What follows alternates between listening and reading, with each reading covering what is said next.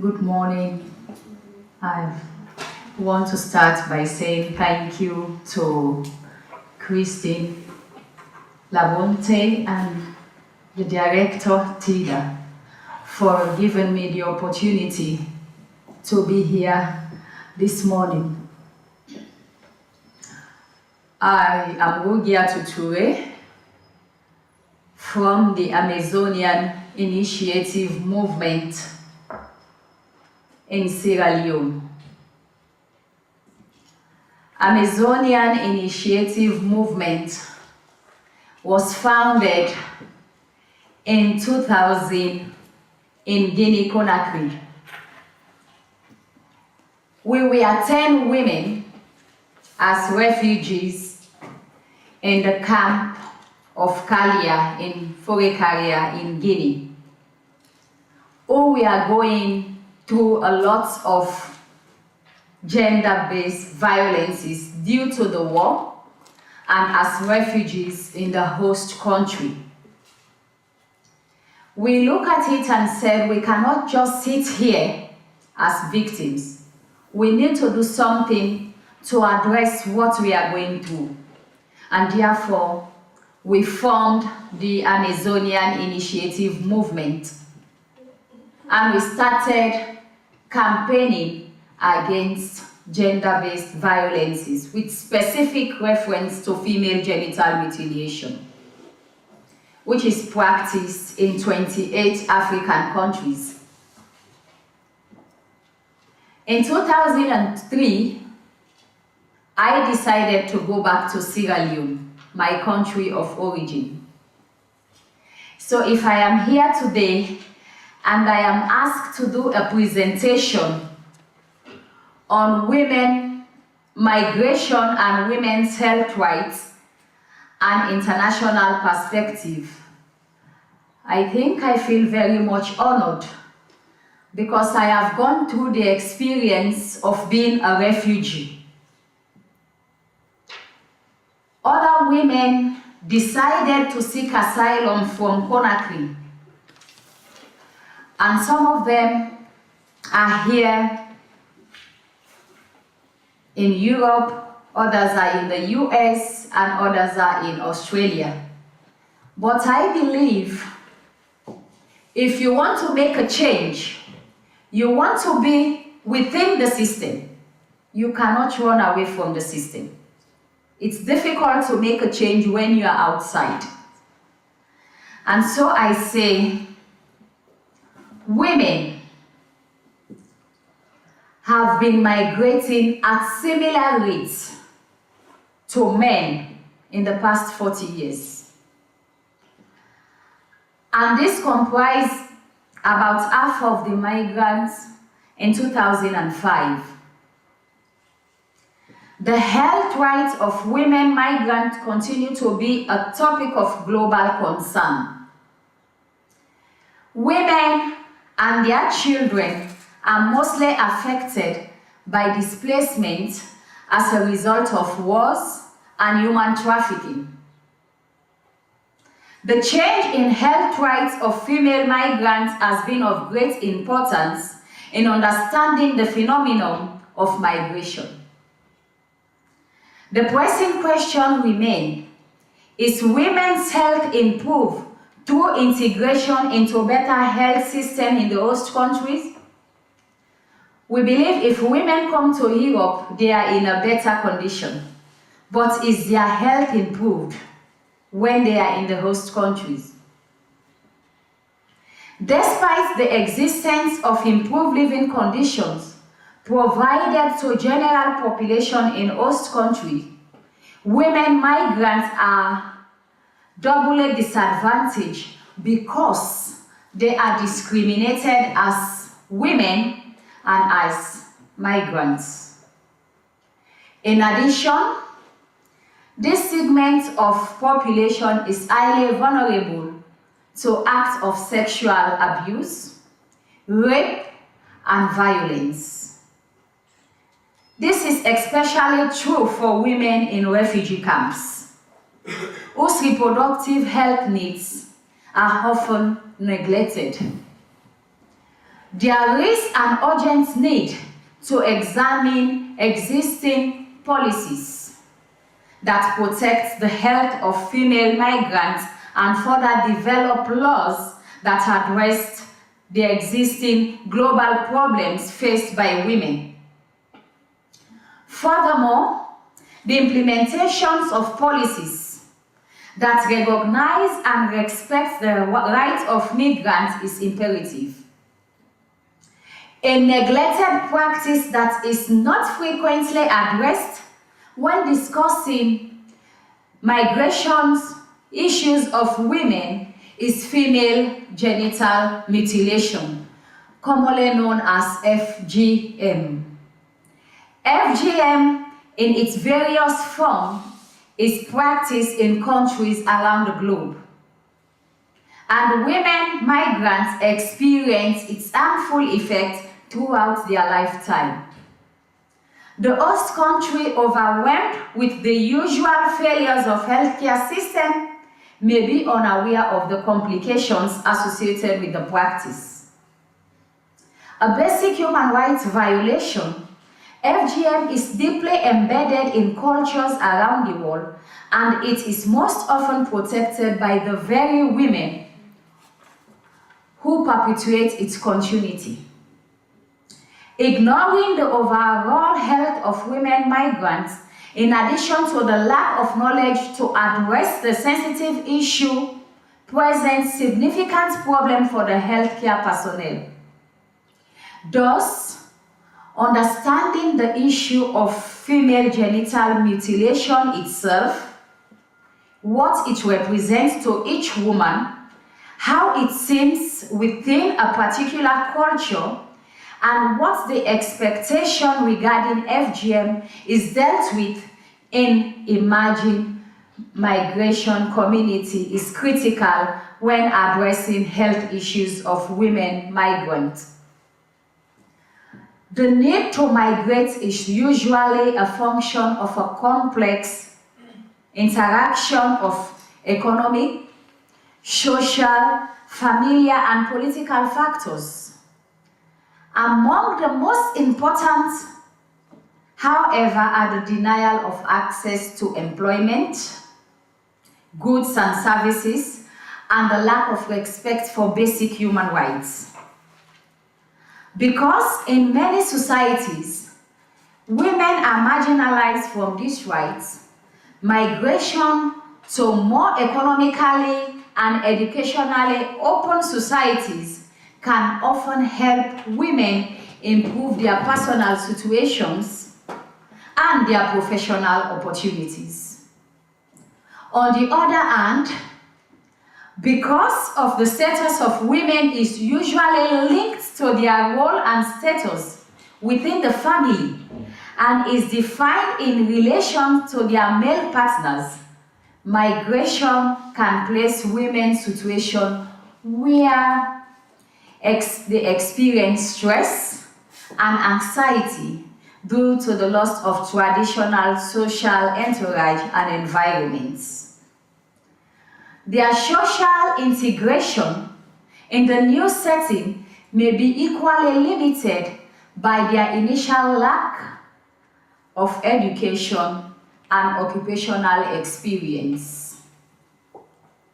Their reproductive health needs often go unnoticed and unprotected, even in well-organized refugee and migrant situations.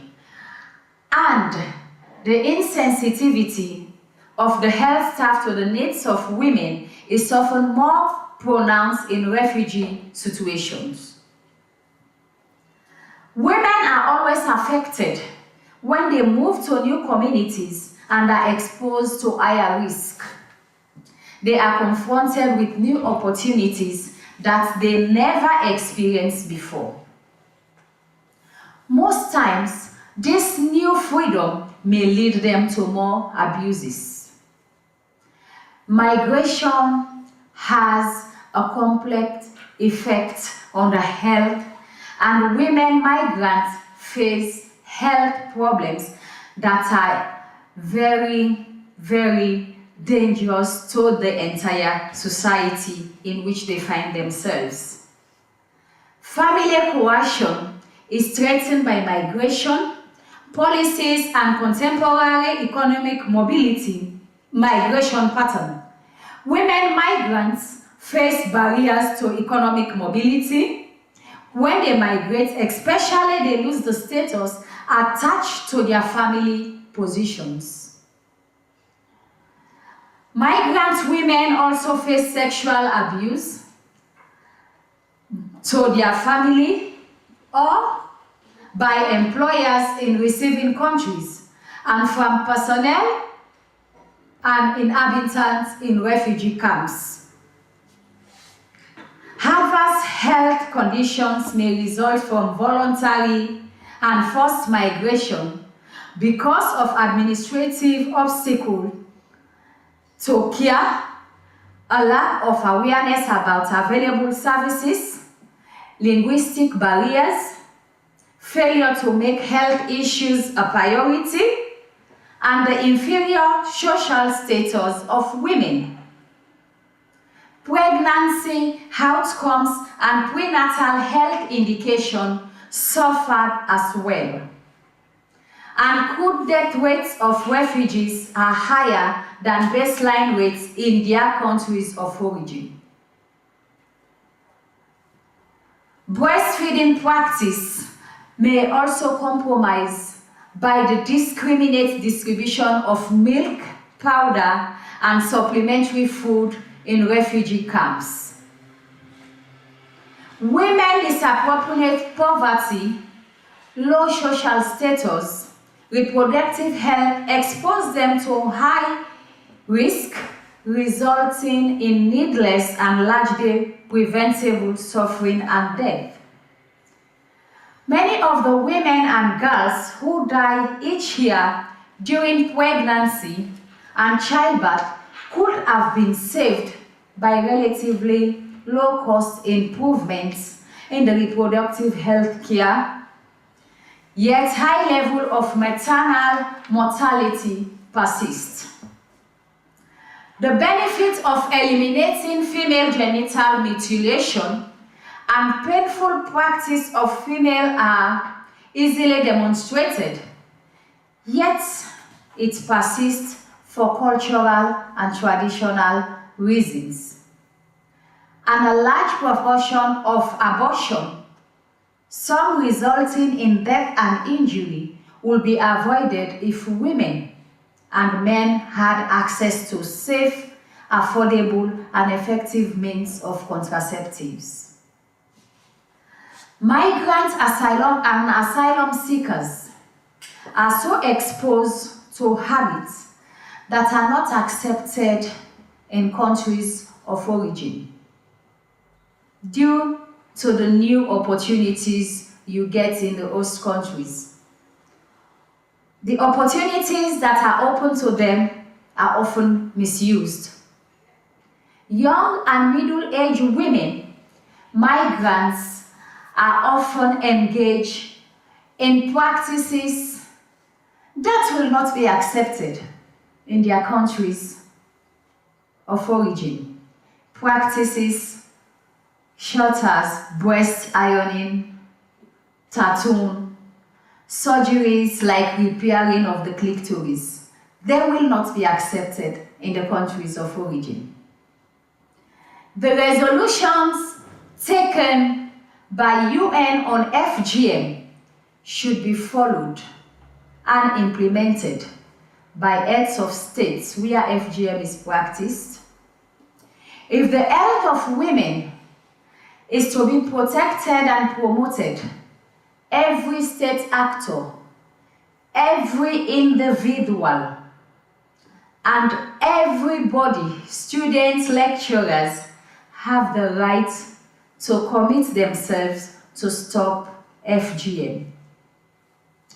FGM is one of the main impediments and the cause in the deterioration of women's health in Africa. The international community has showed support at international level to help eradicate this old age and inhuman practice of FGM. But the same international community institutions established at country level contradict this pronouncement, treaties signed, protocols and resolutions made in the UN and in other places by compromising with governments of different countries. Finally, Western doctors are encouraging and promoting the continuation of female genital mutilation by performing what the so-called vagina beautification and correction, just in the name of satisfying men. Women think they should do everything discomforting themselves, but they want to satisfy the men, and therefore they request for certain surgeries to be done on them in order to please men. But men will never do things that will make themselves as human beings discomfort just to please women. And things we look at as women to address are actually not the important things that pleases men. So it will be good as women to discuss with our male counterparts, to ask them to know what they really want to see in us as women, and not just imagine and begin to do things within our own body to destroy ourselves just because we think it will make us attractive to men. I think a man will want to see a woman who is brave enough, a woman who can support him in what he does, and not a woman who does something in her body that brings discomfort to both. I want to end by saying, thank you for listening to a tradition that is not affecting you directly, but it's been performed in your country because you have Africans who have migrated, and as they go, they bring their tradition and culture, and then people within the German society will look at it and begin to wonder what is happening. And then as we are wondering what is happening in the Western countries, that they are now doing beautification, vaginal beautification and correction, which is a simple way of saying the Africans are correct to have FGM done on their girls. I thank you.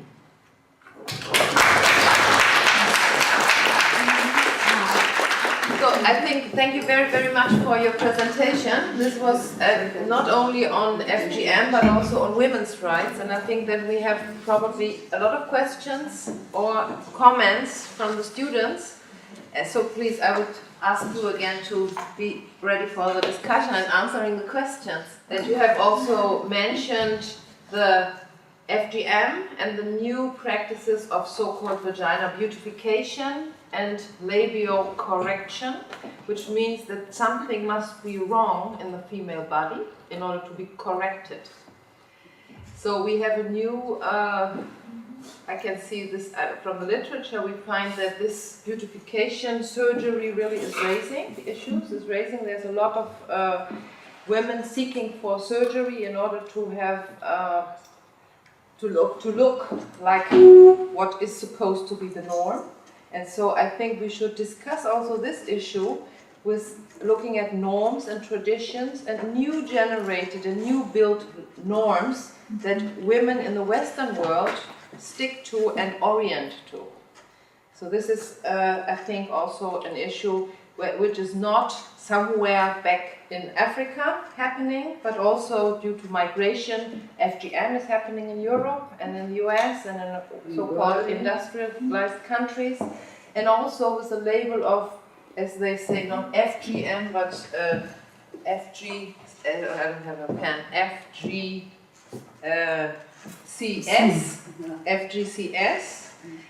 female genital cosmetic surgery. So this, how this relates together, and I would really like to provoke this discussion.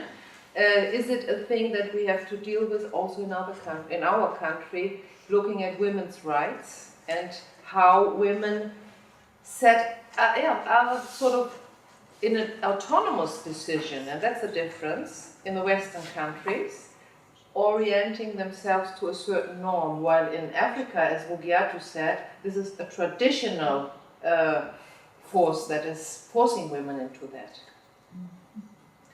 So please. Well, since I don't know a lot about the cultural background, what is actually the reason in the African states, from a traditional point of view, why there is female genitalia mutilation? It's a good question. Female genital mutilation. You know, we've done so many research to find out the reasons why people think it's been practiced. And there is no tangible reason given for this. But there are various reasons that have been given, which, if you analyze them, you will find out that these are not correct reasons. Most people say it's been done because they want to make women clean. If you have the clitoris, you are unclean. When it is removed, then you are clean. And most people will tell you, well, we are just doing this because we find our forefathers and mothers doing it. We don't know why they were doing it. But the most reason is because they believe if you go through FGM, it reduces women's sexual urge, the promiscuity.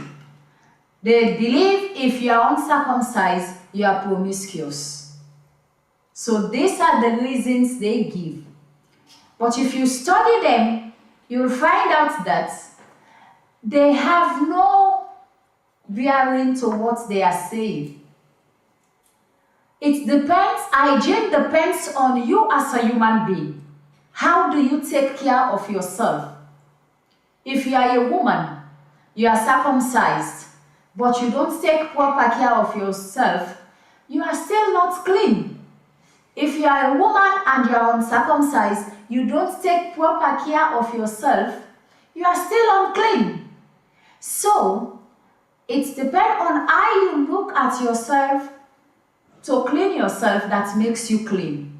It's not because you have the clitoris or it is removed. And when you talk about it to control sex because they think if you are uncircumcised, you are promiscuous, you also come to ask, the clitoris will help women to reach their climax, you know, and if it is not there, you find it very difficult to get satisfaction. And therefore, if you are not satisfied in doing something, the tendency is you request more and more. But when you are satisfied, then you don't request. So where can you tell me if you are circumcised, you are not promiscuous, when you know you don't satisfy? So it's like psychologically they say it, but it is not the truth. Thank you. You mentioned some UN resolutions. One question, could you name them? What the official standing of the United Nations is toward female genital mutilation? And my second question is, as the African Union just had its 50 years conference, and what are some resolutions, or does the African Union has some resolutions regarding this topic? I'll give you one UN resolution, which is the Convention on the Elimination of All Forms of Discrimination and Violence on Women. In that resolution, FGM is being addressed. It should be eliminated.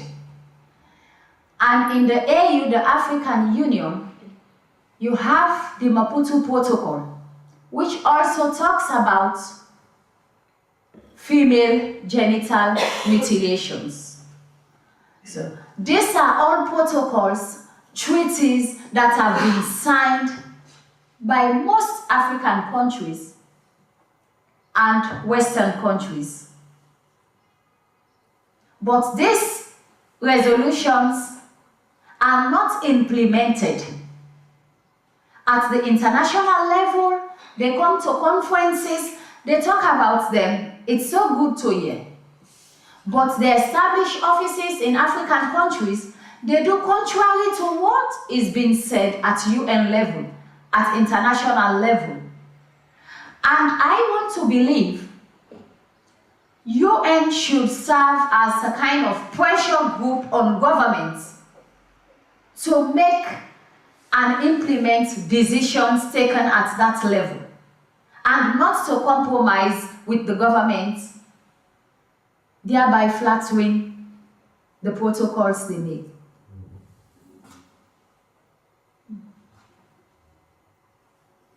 What about the European Convention on Human Rights? Because if you ratify it, then you're bound to it. Is FGM mentioned? This even is, to me, a very important question, because even in the German parliament, here in Germany, FGM is being discussed in parliament. It's been discussed, and parliamentarians in Germany have visited African countries to have first-hand information. They go to the villages to talk to the people. Last year, they were in Sierra Leone and Liberia. And in Sierra Leone, they visited about 3 communities. So the AU also have a resolution. I can't read that, but I think Christian will do that for you. But there is, and the German parliament is discussing this issue. And tomorrow we will have a meeting with the Human Rights Committee of Parliament to discuss about this. And it is illegal here in Germany. It is illegal. In Germany, it's the child protection law that prevents also FGM, but not in adults. So that's another issue. And I read this article that we can also send to you, and it says that 12 industrialized countries, Australia, Belgium, Canada, Cyprus, Denmark, Italy, New Zealand, Norway, Spain, Sweden, and UK, and the USA have passed specific laws criminalizing practices with other nations, including France and Germany, using existing penal codes in child protection legislation to criminalize the procedure. So this has to be also discussed, and how far do these practices reach, and also there may be a difference in where they are performed. The surgery is performed. We have private clinics and private ambulatory doctor's offices where things may be done without becoming known to anybody. And there are some interesting articles about what's happening in the UK. And they say that in the National Health Service this becomes obvious, but things that are criminalized certainly don't appear in the National Health Service statistics. So there is another market. And I saw, when it was here on my way to Hellersdorf, I saw an advertisement of a doctor's office which had the headline, I have to say that in German, keine falsche Scham. And it was an advertisement for so-called labial correction and an intim surgery. It is no false shame. So this is also an issue where we have hardly no control, and where public awareness is a very important thing, especially for the women themselves, I think, to understand what's going on, what it means if they traditionally or even autonomous, pushed by body self-determination, if they decide to have their body mutilated or cut. So we have the issue of cutting and pasting as well.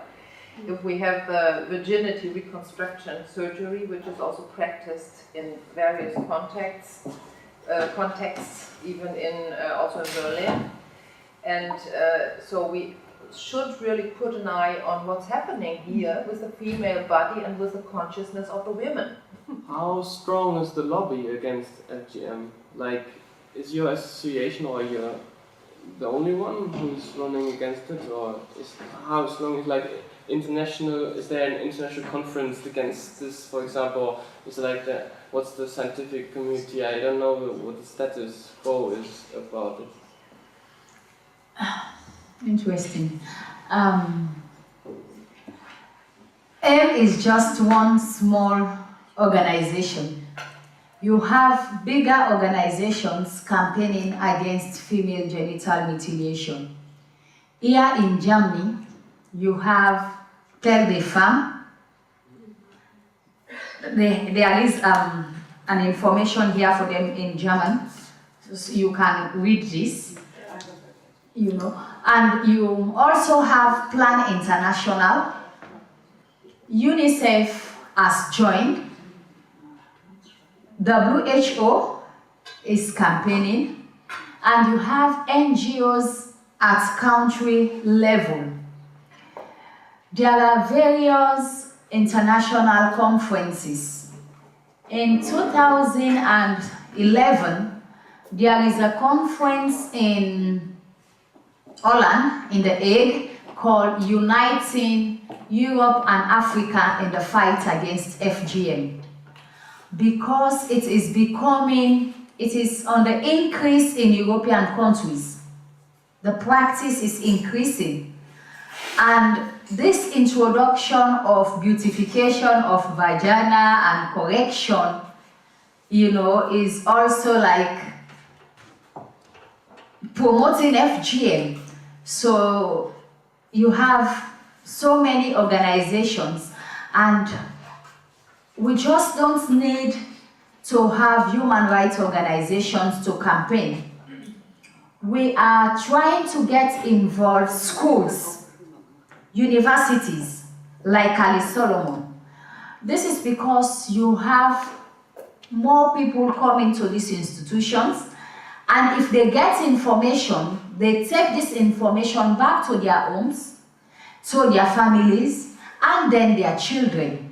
So that is why you see you have different actors lobbying. At the international level, you have actors. At local level, you have actors lobbying, and you have NGOs like us doing the awareness raising, because it's all about changing the attitude of people. People need to look at this issue in a different angle now, and then change their behavior. I have two more questions. The first one is, what's the reaction of gynecologists who's practicing the genital female surgeries if you confront him with the comparison of this practice and genital mutilation? In that regard, I think Tida can help, because she was here when they had the presentation, and you have gynecologists who were here that do the presentation. It would have been good if I was here to listen. Well, yes, I can say something about it. I mean, with the plastic surgery, there's a lot of money involved, and I think there are doctors also who do whatever can be done. And there are also doctors that have a different consciousness, that have different ethical issues in their mind.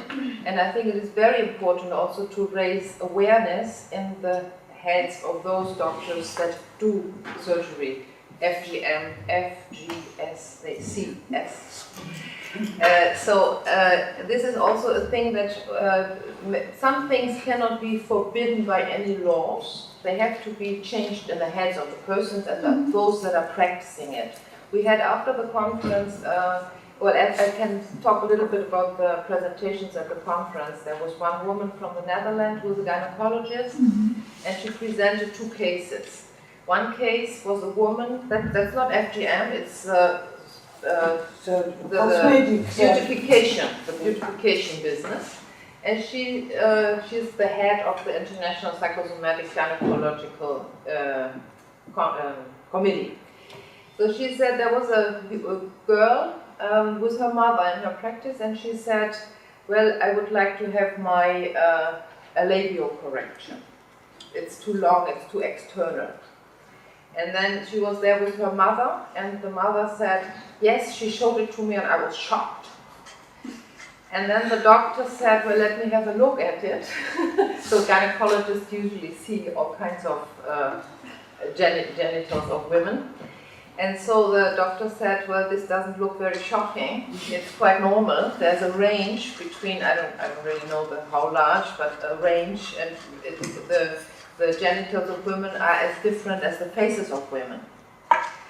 So anyway, she put the question to the audience, is this a case where, what would you do if you were a gynecologist? Would you look at the psychological, the mental health of this girl who felt ugly and unattractive and who did not want to have any contact with any partners? Or would you say it's a woman's right to look how she looks, you know? Where is the issue of women's rights? And what are the norms? And then there was another case that she presented, and that was a woman of about 40 or 45, and her hobby was horseback riding. And she also came to the gynecologist and she said, please, I want to have my labia reduced because they bother me when I'm horseback riding. And this doctor said, she did the surgery on that woman. And then, so this is also an ethical issue that doctors are dealing with, that they have to deal with. And we had a very contradictory discussion in the audience. And Mareike Paulberg, who did the presentation, she first said, let's adapt the underwear of the women to the female body and not the female body to the underwear. So that was one presentation which I thought was very interesting and good, but you can also see the ethical dilemmas. Another presentation that we had was on Hymen Reconstruction, or how is it called? It's virginity. Yeah, reconstructing virginity, but they also say Verjüngerung der Vagina. So that's to make younger our virginity. yeah. And so there are also, so they put that very much into the cultural context, as FGM also is, in a cultural context discussed as a traditional thing that happens, that should be. And among not only Muslim societies, also the virginity is the form to control female sexuality. And it has become very popular and practiced to reconstruct virginity before getting married. So this is all fake, we all know that, but doctors make money with it. And the arguments that they do themselves in order to do it, to practice it, is that they will protect the women from mental problems or from violence that will be performed by the husbands on them. And this is really a discussion we should have. Is it a woman's right to do what they want, or do we have to stick to norms that others impose on us? and why do we have a revival of concepts like virginity in a society which is open? So these are questions that I would really like to discuss with you, young people, in a context concerning women's rights and also medical practices, and how we sort of have a new trend of shaping our body to norms that are produced in media. So all women look like Barbies, even in their genitals. Barbie doesn't have any. So that's one thing, and that's also the ideal of a woman to look. Everything should be internal, and they leave the external parts to the men. So this is quite interesting. What are the norms that we are sticking to? And who creates these images? And why has it become so popular? So certainly the media do a big part of that. Shaving does a big part of that. I think this is a topic we should also discuss in the context with FGM. And So if I want to link the issue of money making in this vagina correction, it's the same with FGM. Because the women who do FGM have paid for this. And so it's a way for them to make money. But the difference here also is they are not professionals. These gynecologists are professionals, and there was a report in 1994, the World Report made by the Federation of Gynecologists, and they stated in that report that women's health is often compromised not because the lack of medical knowledge, but by the infringement on women's human rights. And so they know this as doctors. But sometimes people move their focus on human rights and focus on money. So how do we balance it? If you are a gynecologist and you are faced with this kind of problem.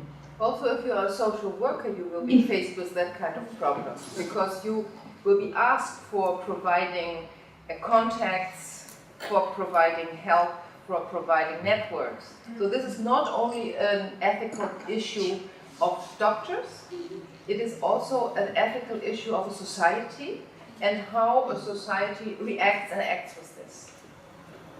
Two things come to my mind in that context. One is that I think we have to deal with intersecting discourses and values, as you also mentioned. We have the ethical issues, we have money, we have the normative, the heteronormative system that I think we should also put into context these kind of things that are happening. Because as you said, the women do that because of men, so it has to do something with the overall construction of gender and sexuality. And I think if we put it into that context, it also makes sense maybe why it's happening there under that conditions, and why it's happening also here with the surgery issues and beauty norms here. And of course, still we have to look deeply into which context we are looking at, and don't generalize and make the same, say surgery is the same as the mutilation, but there are maybe connections that we could analyze. And on the, I would say on the level of acting politically, of course it makes totally sense to work on the human rights level, but maybe keeping the other aspects in the back, of, like for analysis. That's coming to my mind. I was wondering if in Germany there's some possibility of having psychological counseling before doing the surgery? That's what they usually do. For example, maybe you know the Familienberatungszentrum Balance. They are usually very feminist, I can say. They are offering a lot of seminars. You must have a look also in this kind. So look on the website of Balance Familienberatungszentrum. They also do abortions and all kinds of things. But it's in the Mitte. Landesberger Allee. Frankfurt. But they are also providing the virginity reconstruction operation. And I was a little shocked about that myself, because I thought they were in the feminist context. And then they even have set up some guidelines about when they perform it and how they perform it. And they do a psychological counseling before that, and then they have time in between. The guidelines are also on their website. But the point is, and we had the discussion with other gynecologists, with women, a friend of mine from Austria, and she even said there is no such thing like a hymen. So what they do in order to reconstruct it, that they take other tissue from the body, other skin parts, and they put it there. And that's what they make money with, what they please women with, what they please husbands with. So this is all a fake show. So this is, it's quite interesting when we have interdisciplinary conferences where gynecologists come together with issues of social work and of whatever, women's rights, because we as social workers or as professors or whatever do not know how these things happen and how they are performed. And you can look that up at Balance, Familienberatungszentrum, at their website. They have their guidelines about virginity reconstruction. Also, they are active in FGM, fighting FGM.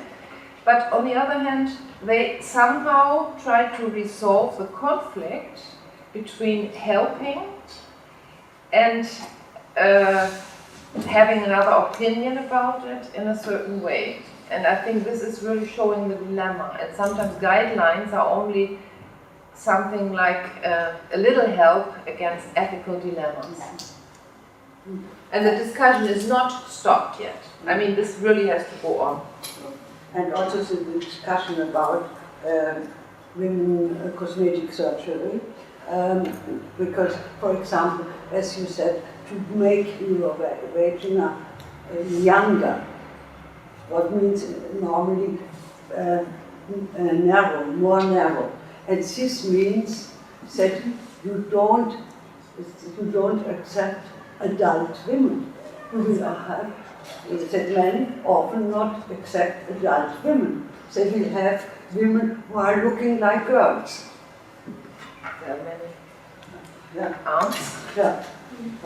But in my opinion, this problem is much more complex because we have all these kinds of mutilations on our body, especially women, men also, but I think in women, for the women it's more popular to do, like this Botox things or making the breasts bigger and all those stuff. These are all mutilations on the body, which are made for a long time now, and which is very complex. Why people do it? Why do I have problems with myself, or why do I get depressed when I have small breasts? This is a question of society, and that's why it's so hard to change. And probably you will have in your culture same other kinds of mutilations, not only these things. I guess I don't know if women have to do other things than these genital mutilation to be beautiful for men, or to feel themselves beautiful. For us in Sierra Leone, the only practice we have is female genital mutilation. And that is why in my presentation I said women, migrant women, they are faced with different opportunities when they are in the host country. So things they do in the host country, they cannot do back home. We don't do breast ironing. We don't even know about them. So sometimes when we do awareness raising in our countries, like you talk to parliamentarians, you talk to educated people who have been to Western countries, they will tell you, oh, the Western people want to influence you to change your tradition, and they have traditions that are not good. And these are the kind of things they say, it's existing, breast ironing. Why do I want to see my breast big? You know, is society saying it's only women with big breasts that are good looking? Why do I want to reduce my buttocks? No. For us in Africa, when you have a big butt, oh, men look at you.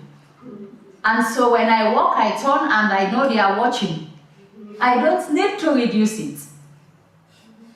And if you are slim, you are still attractive. You know, attraction, it depends on how you make yourself. You don't think you have to reduce anything to look attractive. You can dress and somebody turn and say, wow, you know. Sometimes if you are fat and you reduce yourself, people will look at you and you don't fit again.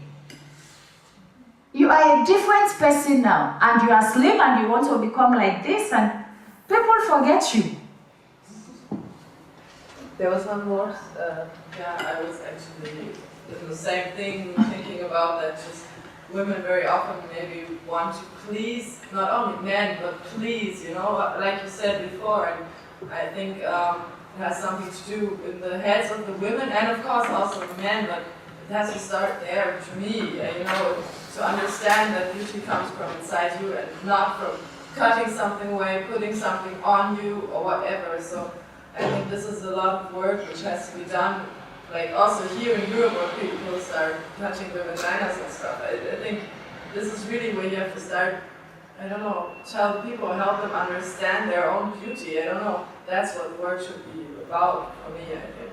To like really provide it from the bottom, like the energy for the females to have this understanding in their head and not to go glowing for bigger boobs or whatever.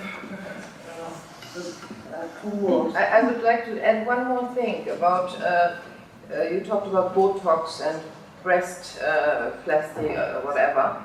These things are quite visible to everybody, you know, that's, but when you come to vagina surgery or genital surgery, in women we even don't see it ourselves. To do with himself or herself and their bodies as they please. We have the possibilities to do almost everything imaginable now. On the other hand, there is this supposed to be freedom of that you can do with your body what you want, but on the other hand you have the pressure of society or the pressure in your mind that you have to fit into a certain picture that you think society wants to see in you, and that is not just that reaches from mutilation over surgeries, but also in all different kinds of areas. So it's actually kind of interesting that women want to do something that you would think, why would you want to do that to yourself? And the problem is there is the possibility, but there's also the pressure to do it. I'm curious how many men are involved in your movements, because you said women are doing it because they want to please men, and when men stand up and fight and say, you don't have to do that, and that would be, I think, a big impact. So I'm just curious if you know a lot of men who are protest against FGM. Yeah. In the Amazonian Initiative movement, we are 19 staff and we have 12 men, 8 women. And we also have religious leaders who are mostly men working on the issue. And it is important to actually get men involved in this issue of women correcting their vagina, because I don't, sometimes I sit and think, do men really care on the looks of the vagina of women? Or it is just in the minds and head of women to say, oh, if I don't look this way, you know, I will not be appreciated. So when we get men to work in our men's meeting, the men discuss openly. You know, I don't ever think, sometimes like if you have romance with your boyfriend or your husband, do they normally just look and they begin to watch your vagina to see how it is? No, they don't. So the men go out and talk to the women to even make them know. I don't have to mention the size of penis of my boyfriend. No, I don't measure it. I play with you, you play with me. You don't have to measure to look how deep or shallow or big or how I am. That is not it. So we have more men because we realize that all what we are doing is for us to attract them. I am not doing it because I want to look good for myself, but it's because I want to please the relationship I have. But in the lecture you gave at the school last year or the year before, there was this video about like little children were mutilated. Mm-hmm. So you talk about like how I want to look for somebody else or so, but these children don't have even the right or even the choice, or so they are forced upon this. So this is something completely different, I think. If you see attraction for something, or being in the how do I put it, something like entrapment of traditional or forces or of hegemonic frameworks. So this is you said at that time you said it's the male dominant society, and it's the women implement it, they cut it, but it's religious or traditional or whatever reasons which stay behind it, and it's like a power framework which should be crushed by you. That's what you said then. Yes, female genital mutilation. Originally, it was meant for old women in readiness to getting married. After initiation, during your graduation, you have men coming to say, I want to marry this one. Or the suitors will even fund your initiation. That was how it was originally. They take you there so that they can train you to take care of your husband. So you see why we say it's done for men, to take care of your husband and your children. But now, because it is so expensive,